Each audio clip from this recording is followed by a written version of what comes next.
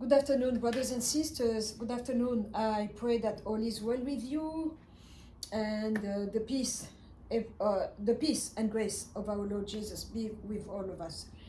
Uh, I didn't plan to do a video today, and but I'm doing one because I received 4 emails telling me or replying to me about the very first video that I did, the one talking about uh, the dangers of ancestor worship. Obviously, that topic is really, really um, hitting a nerve with so many of us, for the in a positive way, in a negative way. Uh, People have an opinion, and some are kind, and then others they ask questions, like in a edifying way, a question to edify because you don't have the answer, and we exchange in that manner. And then others are telling me to go take my medicine, that I'm not, there's something wrong with me, I'm a sellout, I'm betraying the cause and my ancestors, and I would like to answer. So this is Dangers of Ancestor Worship 8. Yeah, I think if my memory serves me correctly, this is the 8th one. Okay, I know my history. I come from Katanga in the Democratic Republic of the Congo. Our history, I mean my people, my tribe, the history is very well documented. The reason being is that when the Belgians came, my ancestors came from Tanzania, from Tabora. We had the Banyamwezi, that we are called over there, Basumbwanilize, God's creatures. That's our name. That's what we were called in Tanzania.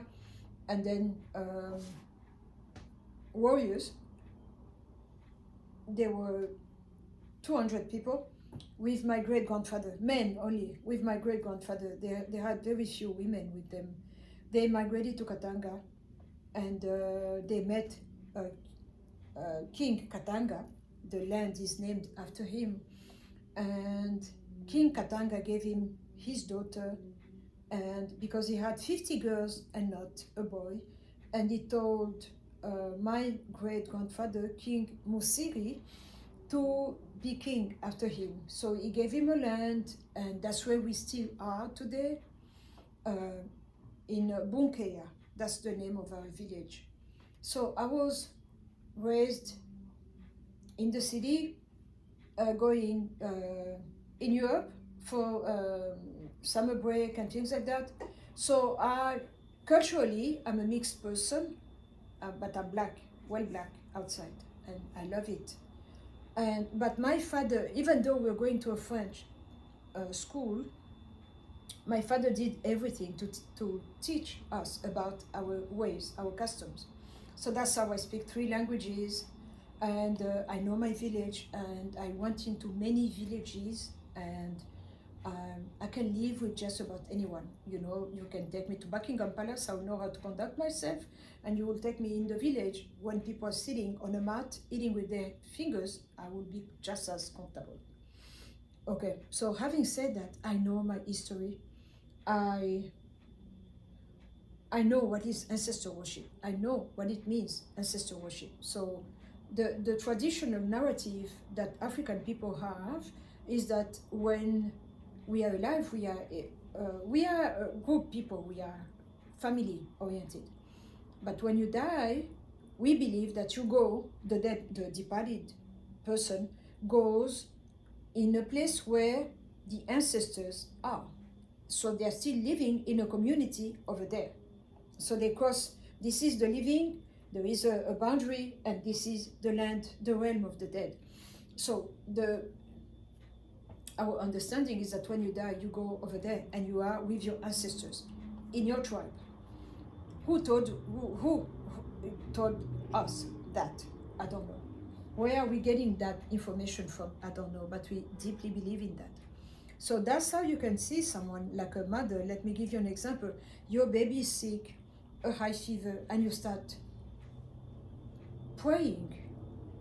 We call it Lusanzo. You are releasing your breath, talking to the ancestors, calling them to come, deal with the case, come and see about this situation.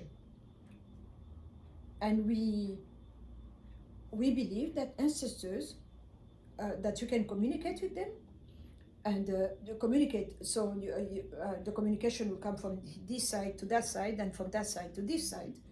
And every so often, we need to have a ceremony where we give, like a cow, depending on your family or your level, your financial means. I meant you give a cow that's big, and so the blood is spilled in a specific way. As you're cutting the neck, you are talking to the dead, telling them, I'm giving you my offering, watch over us, protect us. So it's not a killing that is random, that you just stab. No, there is a way of doing it, and you go to the jugular so that the blood will go in a specific way. I saw that with rabbis, when they're killing, they do the kosher thing, and I saw that with Muslim people, they do the halal things, and I saw the Hindus doing that too. As you are killing the animal, even if it's a chicken or a dove, which is small, the procedure is the same. You talk, okay, and so that's how you offer, and then they will cut off that cow, cook, and people will eat.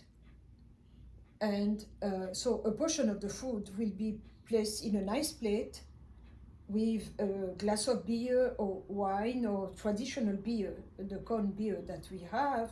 It's made in many different countries of Africa. We have many kinds of traditional beers. So you can have that, or a regular beer that you buy in a store, or wine or champagne, and you offer that with that meal. And that's for the dead ancestors. So as we are eating, we here living, they are eating over there too. And when we are done, we flip the plate on the dirt, we flip the plate, and we pour that beverage. That's what we call libation.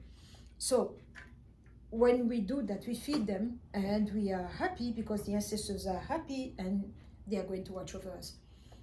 That's just the basic entry-level thing. You have others. I've seen things like in Cameroon, the Bamileke, or in Madagascar. They have ways of doing things that are really gruesome to me. So that's how I was raised. And so I can skin a cow, I can skin a goat. I know how to do that. I can kill a chicken and pluck it and cook for the dead ancestors. I know how to do that. That's how I was raised. And as we were doing that, on Sundays we would go to church. We were traditional Roman Catholic with the Mass in Latin and all that. And everything was okay. So every night, if you stop me back then in the street and you say, Mom, what is your religion? I'll tell you I'm a Christian. And then, so every night when I go to bed, I will kneel, talk to the dead ancestors, thank them, and thank you, my day was this and that. And you talk, and then you talk to God the Father, the creator of heaven and earth also. And I didn't see anything wrong with those two ways of doing. I didn't know that it was bad to talk to the creature instead of the creator alone, because there is only one creator, and his name is God. By God, I mean with a capital G, the true, the only living God, is the creator of heaven and earth. In the Bible, I am persuaded that the Bible is his word. The inspiration from the Holy Spirit came, and men wrote the Bible. They were scribes, but the idea, the author is the Holy Spirit, but they just wrote, and that's what we call the Bible. So as I will not touch the history of the church or the book, because that's a whole topic in itself. But several times throughout history, the Bible was Many books were removed from the Bible, and the Catholic Church at the Council of Nicaea, they made the Bible that we know today. So there is a Catholic Bible and there is a Protestant Bible that came way after, back by when the Catholic Protestant Reformation started. So as we are in the New King James, that's the one that I am more comfortable with because English is not my first language. I think we have 66 books, but in the Catholic Bible, I have one too. It's different. Anyway, all that to say that there is one God, is creator, is omnipotent, omnipresent, and omniscient. He is everlasting, ever-loving, ever-giving God. It doesn't have a date. It doesn't have like a beginning and end. You know the way they would put on my tombstone when my day will come, like I was born this way, I died that way. I mean this year.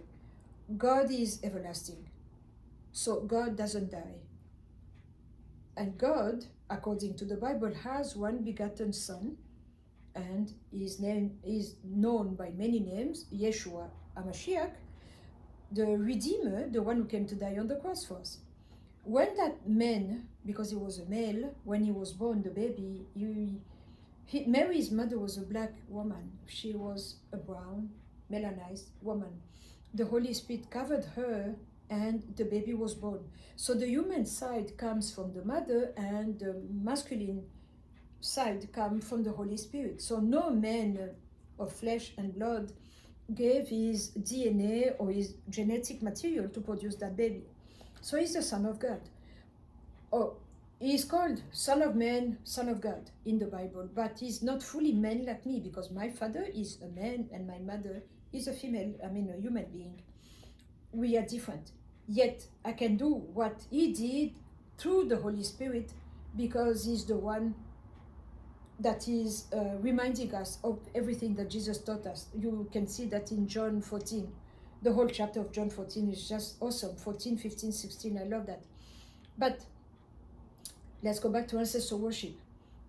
When you put your hope and trust in someone that is already dead, because as I told you, I know my ancestors, I know their faces, the more recent ones. I see that I look like them, I have their DNA, their mannerism. I have plenty of pictures of some of them. My grandpas were there, my fathers were there. I know them, I love them, they are my people, I come from them. I'm proud of their exploit, the wars and things like that, because we have what we call griot, people who sing songs to praise them, to talk about what they did, they vanquished, and I know all that, and I am really proud of them, but they are dead. They had a beginning, and they have an end, and they are buried, they are dead. So, spending my time talking to a dead person is what we call necromancy, communicating with a dead person, right? It's called necromancy. It's an offense to the Most High. Yeah, he doesn't like that. He doesn't. Why will I put my trust in someone who is already dead? He cannot help me. It's good to know about our past. It's good to know about our history. And I understand those people, those in the diaspora, African Americans, who are searching for their past, searching for their history. It's legitimate, it's normal. I'm scared of giving my sample, my DNA to those companies. I don't know what they are going to do with it afterwards. I've been traumatized by the behavior of our Caucasian brothers. I have many worries, and personally, I would never do it myself, but I'm blessed. I know where I came from. So for those who are searching, for those who want to know, I don't have any problem with that. It's good to wanting to know where you came from. It's normal, it's legitimate, and that was stolen from you, taken away from you.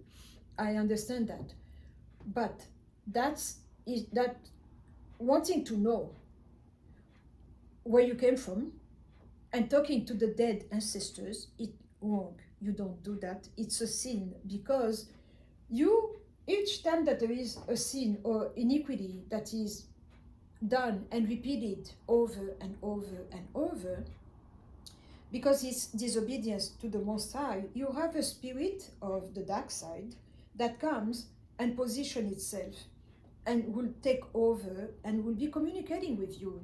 Dead don't talk. I'm not talking about poltergeist. I'm not talking about ghosts that come to harm people. I'm talking in the context of ancestor worship. They are dead. They cannot help me. Because if they were all powerful, how come they didn't fight and to stay alive? Because they are human beings, like I am, human being. And my time will come. My day will come when I will go, according to my belief system, I will go where Jesus is, and I will dwell with him there in the kingdom, because I'm a child of the kingdom of God. So when we African people, because we are the first to be created by God, Adam was molded on the African continent, on the east northern side. Adam and Eve were melanized couple. They were brown. They were not even Middle Eastern. No, they were brown, black people. I'm not brown. I'm not black like my remote. I am brown, as you can see. So they were brown people. So the covenant and everything, when God blesses them and say, be fruitful and multiply, subdue, take care of the earth and all that, that responsibility was entrusted to a black man and then a black woman. So that means to the black people, first and foremost. We have a special, I don't even know how to say it, a special way of communicating with God that the others ethnicity, because they are mutations of us black people, that they don't have. There is a coldness that they have, and there is a warmth that we have, that here in America, when I came, I heard about soul. You have soul. And I was like, yeah, that's very true. We have soul. There's something that is warm, caring, loving, that we have, a compassion that we have. And then when we get into the presence of God, the right way, the right God, I'm not talking about the blue gods and the this and that. No, I'm talking about God, the Creator. That one, the Holy One. When we get before Him, the Most High God, there's something that happens. To me, and I know that it's not hard for black people to do that, to get there. There is a sense of devotion, a sense of humility, and we humble ourselves before Him. I don't have word to explain it to you, because I just know that there is a God. I've never been an atheist in my life. Even when I was bound, excuse me. When I was bound, I never doubted. I knew that there is a God. And I used to dream about God. I used to dream about Jesus, but I would see Him as a black person. I never dared telling anyone, because I was like, okay, there's something wrong with me. Until in 18 years ago, when the Holy Spirit came knocking at my door, He came, the first time it was a wind, a tornado, without face, but the voice was masculine. So I don't have a problem with having God the Father, God the Son, and God the Holy Spirit. They are male, and it's fine with me. I don't mind that. But as time went by, as He started delivering me, because He delivered me Himself, what I was seeing black people. In the Bible, the prophets, they were all black. They were all blacks. Now I'm comfortable talking about it because I don't care anymore. I know what I know. And it really centered me. It really gave me a boost and an identity that I didn't have before, because the Catholics, which I was for like a good 27 years in my life, I went to Catholic boarding school. They kept telling us that we're an afterthought, that God created the white man first, and the others came after. So it's the white man first and the others after. In my own village, if you see the Jesus, it's a Catholic church, if you see that cross and that Jesus on the cross, he's still nailed there as if he didn't rise again. He's really pink with blue eyes and blonde hair, and I never connected. I believed in Christ, so I didn't want to pay attention to the image. But when I would see Christ as a black man in my dream, so I understood that there is nothing wrong with me being a believer. I don't like the word Christian anymore because it's almost, you know, so many people hijack that word and so many people are doing bad things with that word. So I'm a believer of Christ. I saw that it was okay as a black woman, as a black princess, to follow Jesus Christ. There's nothing shameful. When he walked this land, this earth, he was brown. And then during the same period, the Holy Spirit, I don't know how, but I cannot remember how. I remember I came across books by this man called Gerd Müller. He's a German, a white German. And then another man called Anu Bantu. And they wrote so many books about evidences of black people in the Bible and that the first Jews were black people. Yes, in the country of Israel, the first Jews were black people. But when after Jerusalem was destroyed, they scattered many of the black Jews, because they were all black, came to Africa. Some went to Syria, Iran. We still have Yemen and all that. I'm talking about the brown one. We were created by God, so there is nothing wrong with me when someone tells me you're a sellout, you are betraying your people. I'm not betraying anyone. Jesus was a black man too, and he's the Son of God. He was the Son of God when I thought that he was pink, and now that I know that he was brown, he's the Son of God. So I'm not ashamed to serve him. I'm not ashamed to tell you that I don't do ancestor worship anymore. I don't have anything that connects me to ancestor worship because I refuse, I denounce, and I sabotage. And it's okay. So the Bible is the manual of life, because we are alive because God created us. And so going from there, the Bible is my holy book, and there is only one God. I don't care about the other God. I'm not of those who say we need to coexist, we need to do this. No. There is only one God, one Redeemer. And he rose on the third day. The others are dead. That's why you can have relics and bones and this and that. So that's what I wanted to add about ancestor worship. No, I'm fine serving God. I'm not ashamed. And I understand the evil that was done to black people. But we sinned. That's why God removed his hand.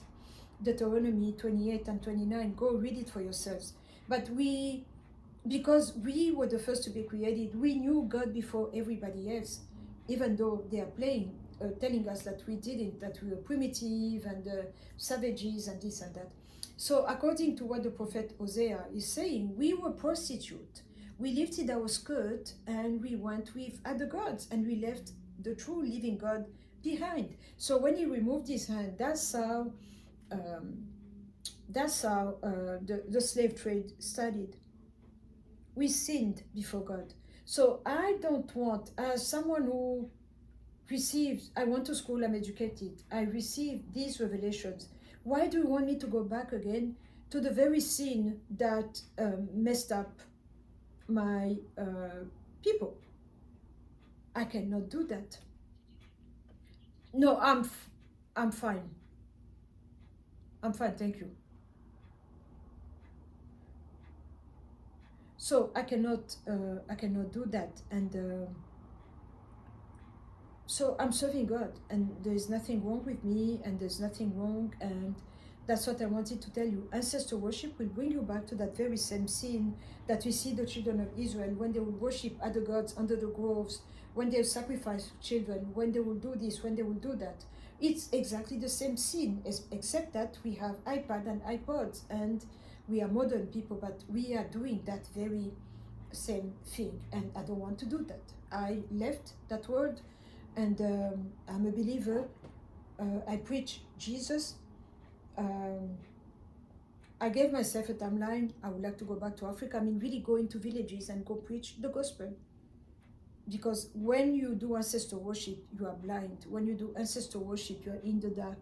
when you do ancestor worship, you are bound by spirit because they work hand in hand. You are worshiping dead. You are opening your house to dead.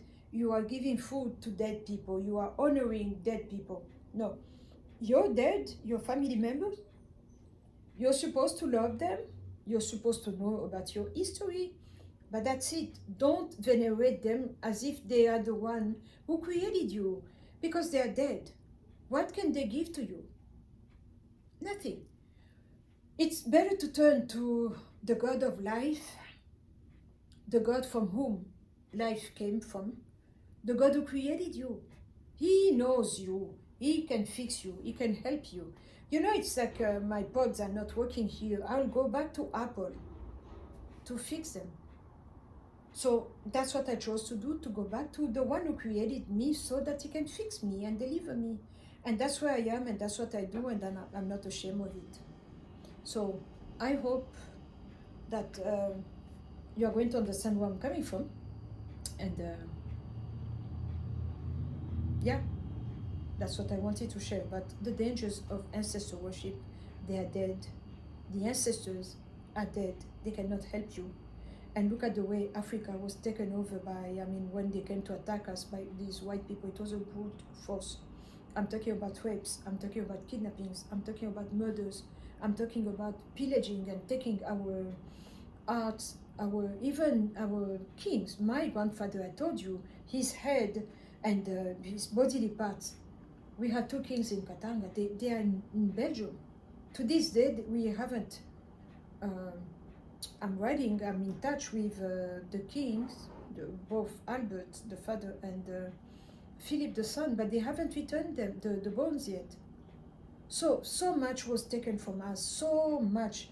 And then I'm not even touching the spiritual, the mental aspect. Because slavery is not just chains here, but it's chains here too. I'll talk about that next time, but I think I already did a couple of videos about it. But yeah, so I'm a believer. I'm an African woman. I serve God. I serve Jesus. And Jesus was a black man. There is nothing shameful. Go read the way Apocalypse is talking about him, the way the book is just describing him. He was a black man, not a white. So you need to reshuffle your understanding and see how you've been sinning. You need to repent. You need to stop. And it really hurts me when I see African Americans connecting with ancestor worship. It's really wrong. Really, really wrong. You don't know. Please go back to the book. Go back to the Bible. You can ask for God to avenge you, because he said, vengeance is mine, I will repay. Now that I understand why slavery happened, why the colonialism and then neo-colonialism, why I don't have any problem talking to God. You know, when I met the Angel of Africa and the Governor of Africa, he's a male and she's a female. When I saw them, they explained to me why Africa is in the state that it is, and I understood. Everything is clear. The only one who can save Africa is Jesus Christ. The only one who can deliver Africa is Jesus Christ. The dead are dead. I loved them, but they are dead. So there is a reason why we say rest in peace. Let them rest in peace, and we are alive. And let's focus on the God that gives life. Amen. Oh.